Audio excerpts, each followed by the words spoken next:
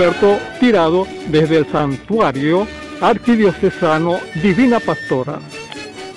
Bueno, a todos los televidentes, pues bueno, invitarles a cada uno de ustedes a participar y a seguir participando de esta primera peregrinación virtual a la que la Arquidiócesis de Barquisimeto nos invitó para este 2021. Todos sabemos que desde el mes de noviembre la Comisión Central de la Divina Pastora decidió posponer la procesión número 165 de la Divina Pastora a otro momento del 2021. Todos sabemos la realidad de pandemia en que vivimos y todos sabemos el peligro y la realidad de contagio de esta pandemia. Por eso la Iglesia ha preparado durante toda esta novena de la Divina Pastora una programación para ser seguida a través de las redes sociales, a través de las plataformas digitales y de las televisoras regionales, para vivir desde la distancia, desde sus hogares, un encuentro con María, un encuentro con Jesús a través de ella.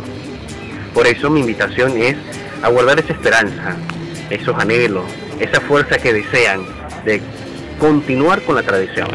La tradición no va a ser dividida, la tradición no va a ser paralizada. Con el favor de Dios en este 2021, la reliquia de la Divina Pastora va a salir a la ciudad de Barquisimeto, va a salir a nuestra catedral y a cada una de nuestras parroquias.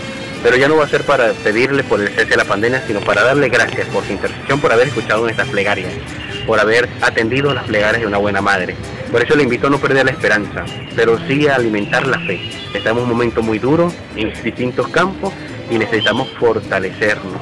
Necesitamos caminar siempre en su presencia, en la presencia de Dios, y por eso necesitamos de la intercesión de la Virgen María.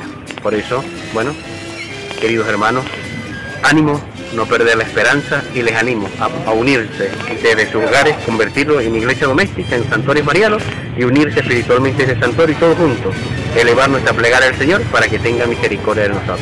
Que Dios los bendiga a cada uno de ustedes, en el nombre del Padre, y del Hijo y del Espíritu Santo.